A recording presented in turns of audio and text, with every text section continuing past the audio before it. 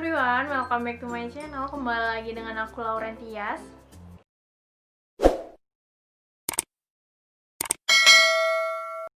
Di video kali ini aku bakal ngelanjutin video aku yang ini.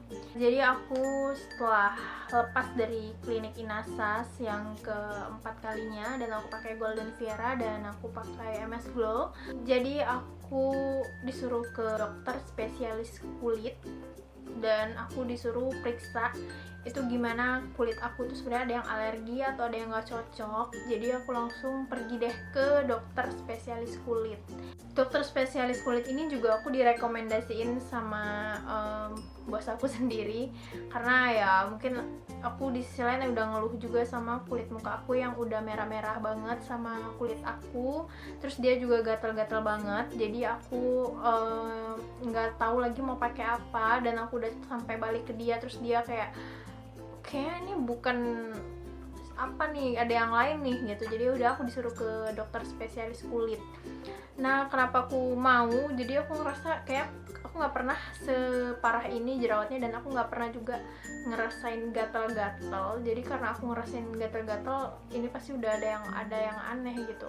Dokter ini adalah dokter Sri Ukurta. Jadi aku sebelum berangkat ke dokter ini juga aku searching dulu, dokter ini memang beneran dokter spesialis kulit kah atau enggak, dan aku searching di Google dulu. Kebetulan ini hasil searchingan aku, dan kalau dilihat dari rate-nya itu dia rate-nya bagus kan, udah lumayan ya. Kalau pas aku periksa ini sih dia dokter nomor 1 untuk spesialis kulit di Batam gitu.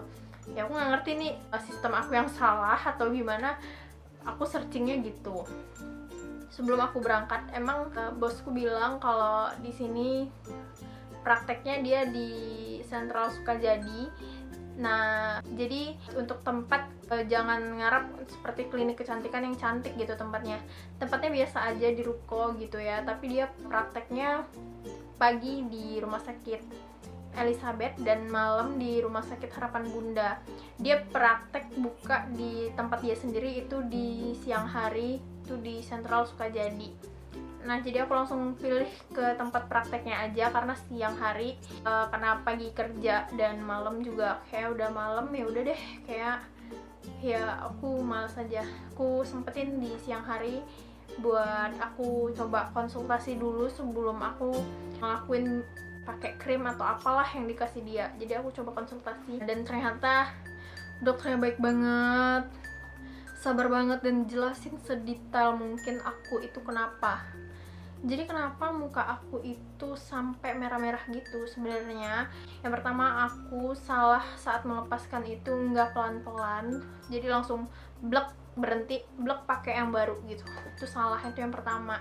Yang kedua, ternyata kulit aku itu kan ya kulit berminyak, terus sensitif juga gitu ya. Jadi kalau dipakein yang sembarangan ya udah deh langsung muncul jerawatnya.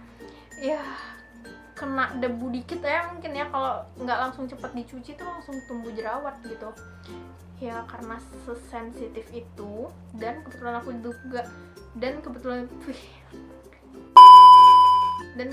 juga di klinik itu buat aku dikasih krim acne. Tapi ya karena menurut aku dari ingredientsnya juga aku nggak paham nih apa, aku juga nggak cari tahu. Ya udah deh, di situ aku pakai aja. Ternyata di situ selain untuk menghilangkan jerawat, sebelumnya aku bilang kan itu untuk mencerahkan, dan memang benar kulit aku itu nggak bisa menerima respon dari obat yang sekaligus gitu. Bisa, tapi karena kulitnya tuh terpaksa gitu. Jadi kan klinik itu ngasih aku krim untuk menghilangkan jerawat aku, dan tapi di situ ada pemutih untuk mencerahkan. Kegunaannya itu untuk mencerahkan dan menghilangkan jerawat gitu. Karena muka itu sebenarnya nggak boleh sekaligus diobatin gitu. Jadi kalau mau untuk ngilangin jerawat, ya udah ngilangin aja jerawatnya tanpa ada efek atau ingredients yang di dalamnya itu untuk nyerahin kulit gitu. Dan ternyata itu nggak boleh sekaligus gitu. Nah, tapi selama ini aku pakai dalam sekaligus. Jadinya karena aku selalu sekaligus pakai dua keuntungan di muka aku tuh, udah mencerahkan terus menghilangkan jerawat sekaligus. Setelah aku stop dengan tiba-tiba, jadi muka aku tuh kaget, kayak reaksi dari si kulit aku kaget gitu, kurang nih, kayak vitaminnya mana nih si pencerahnya, mana sih untuk penghilang jerawat, kok tiba-tiba diberhentiin terus diganti produk yang reaksinya cuma untuk ngilangin jerawatnya aja gitu, nggak ada si pemutih gitu. Jadi ya udah mukanya tuh kaget, jadi kayak marah si muka, ya udah murka tuh kulit, ya udah tumbuh deh jerawatnya. Jadi seperti itu, bahasa kasarnya gitu. Dan dokternya juga bilang kalau di dalam krim itu, coba aku disuruh lihat kembali kalau ada nggak mengandung steroid atau hidroquinone, kayak gitu deh kalau nggak salah. Jadi kalau mengandung itu ya udah, itu emang kayak lebih mendukung aja. Emang krim itu ada kandungan agak keras gitu. Sebenarnya bahan itu nggak masalah kalau dipakai di saat membutuhkan, ya seperlunya aja gitu. Tapi kalau dipakai dalam jangka waktu panjang itu nggak bagus karena penyebabnya tuh banyak banget. Jadi sedikit aku bacain tentang artikel yang aku baca tentang steroid. Steroid itu tidak boleh digunakan jangka waktu yang panjang. Karena umumnya sebagian besar itu terlepas dari kortikosteroid topikal. Terlepas dari potensinya, tidak boleh digunakan lebih dari 2-4 minggu berturut-turut. Dosisnya tinggi, jadi khusus direkomendasikan untuk durasi yang maksimumnya 2 minggu dan diikuti untuk penurunan dosis untuk menghindari efek samping. Jadi kalau kita gunain steroid ini, itu gunanya untuk memang lebih cepat untuk menghilangi bekas luka jerawat dan lebih kayak ngempesin jerawat, lebih ya memang semua lebih cepat lah. Jadi jerawat yang matang tuh langsung cepet-cepet mati dan bekasnya juga cepet-cepet hilang. Makanya aku ngerasa kalau aku pakai krim klinik Inasa itu, ya aku emang ngerasa cepet aja gitu hasilnya, instan gitu. Kenapa steroid ini nggak boleh digunain dalam waktu panjang? Karena steroid itu sama dengan anti-inflamasi yang kuat. Jadi efek sampingnya tuh agak serem sih. Yang pertama itu ada penipisan kulit. Jadi kalau kita pakai lebih dari 2 minggu berturut-turut, itu kulit kita cepet banget tipisnya gitu. Obatnya itu agak keras. Jadi ya karena keras ya itu, jadi kita cepet untuk hilang jerawatnya, tapi kulit kita dimakan gitu tipis. Jadi kadang kalau kalian ngerasa kulitnya itu agak terkupas, kalian harus tahu juga kulit kita tuh terkupas karena untuk ngelupas si bekas jerawat atau ngelupas di seluruh bagian muka. Kalau seluruh bagian muka itu biasanya ada kandungan steroid, dan aku nggak tahu di dalam kandungan si krim kemarin itu ada atau enggak. Dan setelah dokter kulit ini bicara kayak gitu, aku emang langsung nyari tahu dan langsung baca ingredientsnya secara detail itu ada atau enggak.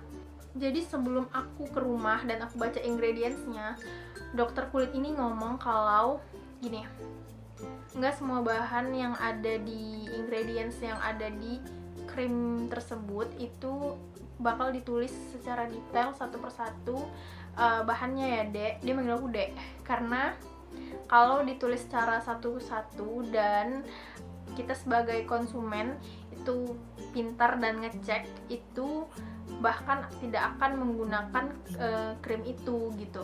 Terus aku langsung ingat tuh waktu di tahun 2017 aku pernah sharing sama temanku yang satu kantor, itu cerita kalau pakai klinik apa gitu kan. Oh, cerita pakai klinik ini gitu, dan dia ternyata pakai itu juga. Dia berhenti karena dia bilang itu ada bahan, aku lupa bahannya apa, dan aku langsung kayak mikir jangan-jangan bahan ini ya yang dibilang. Terus aku bilang, ini percakapan agak random ya, kemarin di teman aku itu, kalau ya kan di ingredientsnya ada tuh disebutin kalau bahannya ini aja, nggak bahaya dong. Terus dia bilang, kamu baca deh satu-satu secara detail, dan nggak semua juga ingredientsnya ditaruh di situ. Dan itu aku abaikan karena di sisi lain kan aku butuh tuh di situ, jadi aku tetap pakai aja walaupun pas mulus aku lepas gitu. Tapi aku selalu ngerasa iya ya, kok udah mulus lepas susah buat hilang. Dan ternyata di tahun 2020 ini aku ketemu dokter kulit gitu, dan aku baru dijelasin kalau emang bener nggak semua bahan itu ditaruh di ingredients krim klinik tersebut gitu. Tapi aku nggak bilang di klinik itu ada bahan steroidnya gitu. Aku mungkin curigai, aku curigai kalau itu ada, tapi nggak tahu pasti atau enggak karena di situ emang nggak ada tulisannya bahan steroid itu. Dan aku kaget juga karena aku pakai udah 4-5 tahun sih, walaupun makainya tuh jarang-jarang, walaupun makainya tuh ya bakal aku lepas juga, tapi kan aku tetap pakai. Itu udah jangka panjang ya. Terus yang kedua, penyebabnya itu bisa spider fence atau makin nyata. Jadi tuh kayak kulit kita tuh kayak ada urat-urat matanya itu kayak tambah lebih jelas gitu, jadi bakal timbul. Untungnya nggak sampai kayak gitu ya. Terus yang ketiga, facial hypertrichosis, itu kayak ada tumbuh-tumbuh bulu-bulu di muka. Ya kayak kemarin aku bilang pernah di muka aku tuh kayak ada tumbuh bulu aja gitu, lebih banyak gitu. Aku nggak tahu emang kulit bulu itu udah tumbuh dari lama atau itu baru, atau nggak tahu, tapi mungkin penyebabnya itu karena dari krim itu yang terlalu sering aku pakai. Terus yang keempat itu ada dermatitis perioral, itu bakal terjadi kayak ada jerawat-jerawat di sekitar dagu, dan itu aku sering banget ada jerawat di sekitar dagu. Nah itu kayak ada jerawat di sekitar dagu itu yang kemerahan. Oke, jadi setelah aku ke dokter kulit, spesialis kulit, kenapa aku nggak pilih dokter umum? Karena menurut aku ya kayak muka aku emang harus ditanganin sama spesialis kulit ya, bukan klinik kecantikan lagi. Jadi sebenarnya klinik kecantikan tuh nggak ada yang salah ya. Kalau kalian mau coba pakai klinik kecantikan itu emang ya bagus, tapi kalian harus lebih hati-hati untuk membaca ingredientsnya dulu. Di dalam krim itu mengandung bahan yang kalian ada punya alergi sama krim itu, atau ada bahan steroid. Ya emang sih nggak semuanya bakal ingredients ditulis, jadi kalian bisa rasain dulu pakai krim itu selama 1-2 sampai 3 bulan dulu cocok atau enggak. Dan kalau emang cocok, coba kalian lepasin secara pelan-pelan aja untuk netralin ke kulit kalian itu bisa atau enggak. Karena kalau emang bisa ya udah berarti itu cocok di kalian, dan kapanpun kalian emang mau lepas tuh bisa gitu. Tapi kalau misalnya udah pakai secara tahunan terus kalian mau coba lepas, itu susah dan harus emang pelan-pelan banget. Dan kalau emang mau lepasin dari krim dokter ya caranya jangan langsung dilepasin, tapi dilepasinnya secara dosis turun sedikit, lama-lama kalian bisa lepas. Oke, mungkin sampai di sini dulu untuk video kali ini. Mohon maaf bila ada salah kata karena aku juga baru tahu tentang steroid dan aku baca juga dari artikel. Kalian juga bisa baca artikelnya sedikit-sedikit untuk tahu lebih banyak pengalaman dalam untuk memilih krim lebih baik untuk kulit muka kalian. Cukup dulu untuk video kali ini. Jangan lupa like, subscribe, dan komen biar aku makin semangat buat video. And thank you for watching. Bye!